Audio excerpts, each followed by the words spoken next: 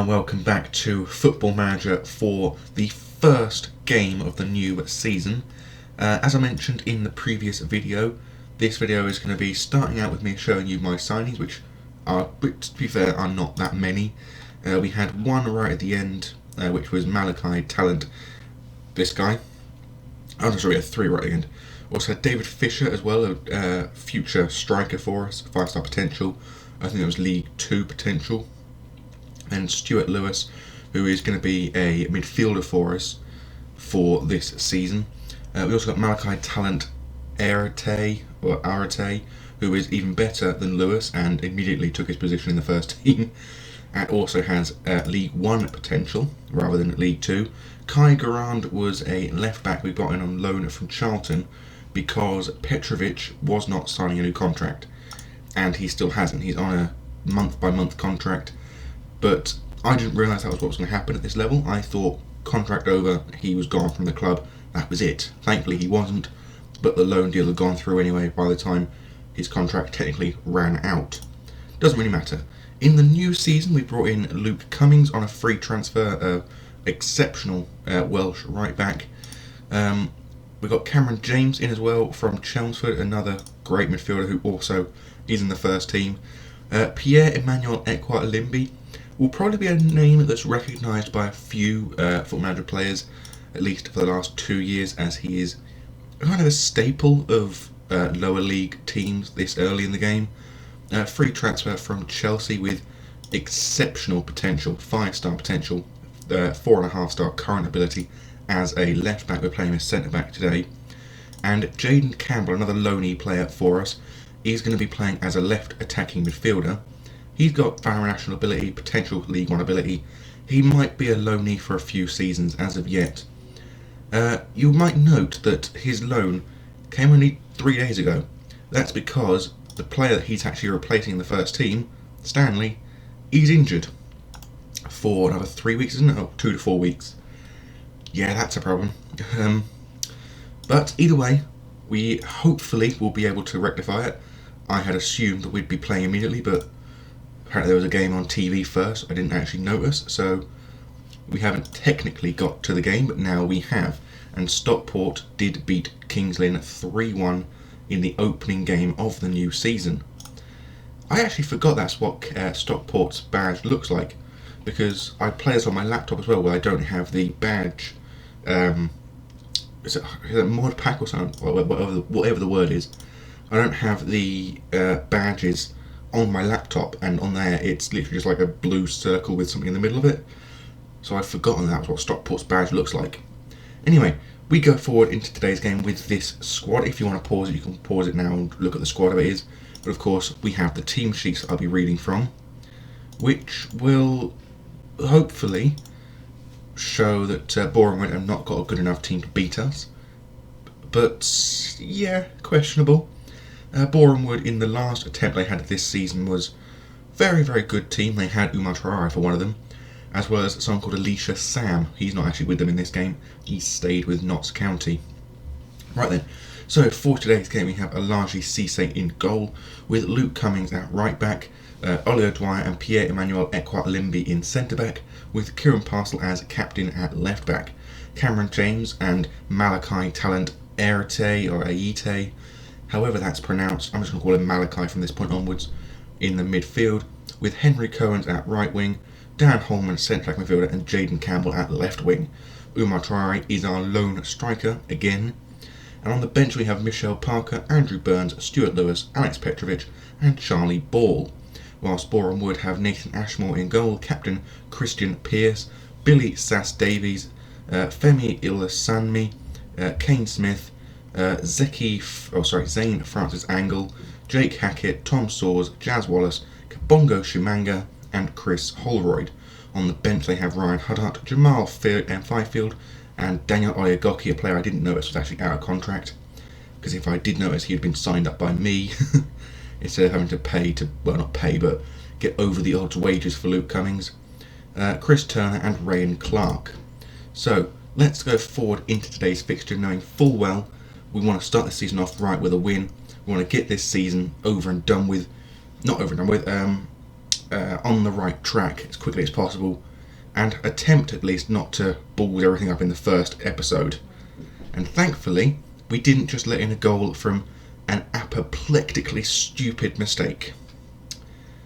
That was lucky, but it shouldn't hopefully be the tale of the season, that sort of mistake. But by the looks of things, we're not doing very well. Or half an hour into the match so far, there's only been 2 shots in the entire thing. Oh, now 3. 0 on target for both sides. And arguably it's been a very, very boring game. You might notice there, Tranmere 2, Southend 0. Both Tranmere and Southend suffered back-to-back relegations from their position in League 2 now into the National League. And I feel sorry for those fans that happen in real life, I really would. Cohen's now with the ball inside the box, goes down, and a penalty is given. I will give it to Dan Holman. He is the designated penalty kick taker for this team. And we have a chance to score just on the break of half-time. And he does. He thunders the ball into the bottom right-hand corner, and Dan Holman gets us up and running this season with a very well taken penalty kick into the bottom corner. Keeper did not quite dive far enough or fast enough, and it's 1-0 Chippenham. Although Shimanga plays the ball to Wallace for Boreham Wood, now Pierce. Hackett now over the top looking for Shimanga. He gets in behind, and it's 1-1. That is absolutely atrocious defensive work. And I was hoping that early mistake from the free kick wasn't going to be repeated. And unfortunately it was. I'm just going to quickly pause here. And Ekwalimbi. I was hoping it wasn't him. I was hoping it would be O'Dwyer that made the mistake, not the new 19-year-old French kid I brought in. But unfortunately, the 19-year-old French kid was the reason that we are no longer in the lead. I'm just going to put a finger and say we've been the better team, because technically we have been the better team. But I'm also going to thrash my arms and say I'm furious about his performance, because Ekwalimbi on his debut should be playing a hell of a lot better than this. Cummings now to Holman, back over the top from Cummings, but headed away. Now Malachi, just call him Malachi, to Campbell on the edge of the box, gets a cross in, but I think that's a corner kick. Yes, it is. Cohen's with the in-swinging corner kick headed away by Pierce, and to be chased down by Shimanga, who is chasing past Dan Holman, who had to bring the player down because apparently he was too slow to get the ball that he was almost on top of. Hackett with a free kick over the top, and Shimanga again scores from very, very poor defensive work, and it's just all falling apart. Don't quite understand why. Holman, for one thing, should never have given that free kick away. For one, he should have been on that ball before Shimanga was, and two, these two at the back here being, never mind, I would have showed you, but the game went too quickly for me to actually click on it. But yeah, terrible, absolutely atrocious. We're going to go attacking because we need to get a goal back in this fixture, and I'm going to demand more to try and get the team going forward. And again, absolutely terrible pieces of work from the midfield defensive team, and they're not doing well. They're not playing properly, they're not passing accurately, they're not making good decisions, and that Shimanga is doing absolutely terrible things to this defence. Headed away by Ekwalimbi, but the ball is being chased by both Holman and Holroyd, and Holroyd beats out Holman, and apparently another free kick's been given. That's questionable, very questionable. And now Holman's actually in the red on condition, which is not good. So we're going to have to bring him off along with Ekwalimbi. And I think under the circumstances, Umar Traore's had his trial and he's not doing well with it. So we'll bring off these two with Traore, and we'll put Lewis into the centre of midfield to give him his chance in the side as a box-to-box midfielder. Now, Charlie Ball needs to score a few goals for us this season, as does Traore. Unfortunately, in this game they haven't. Ball hasn't played, but obviously Traore has not scored in this game for us. We're going to have to go very attacking. We're going to have to demand more again. We need this goal because we do not want to start out with a defeat. I definitely don't want to start out with a defeat. And unfortunately, I think we are. terrible pieces of defensive work, midfielding work, passing. They were not at the races today, and I am far from pleased with their result. Far, far from pleased.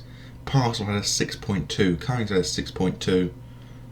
I don't think anyone apart from Dan Holman, who was a goal scorer, even got close to getting to 7. That is just atrocious. Plus, Elijah Cisse should have done a lot better in goal as well, because he should have come out for the first goal, he should have come out for the second goal, and he didn't, and as a result we were 2-1 down.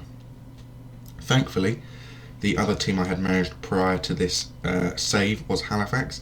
They're bottom of the National League so far. At least I know full well that I had done better than them this time around. So we'll look at this quickly. Professional debut for Ekwalimbi, but again it's one he'll forget, because even though it says he'll never forget it, I would forget it if I was him, because he was atrocious. He didn't deserve to stay on the field. Even if he wasn't in red condition, I wouldn't let him stay on the field. This is a reminder. Thank you, Jay Webb, the new chairman of Chippenham. They were bought out over the pre-season. Would it come here? Yes, it was. The 11th of June 2021, Jay Webb bought the club from Neil Blackmore, and he only pumped about £10,000 into the coffers of the club. As you can see, a huge rise here to 61,000. We did eventually get to, I think, 80,000 at highest, but that was only because of friendlies we had. In the pre-season we had a lot of friendlies. Most of them, as you can probably tell, set up by me. The Money Friendly League, European B Friendly League, friends against Middlesbrough, Livingston.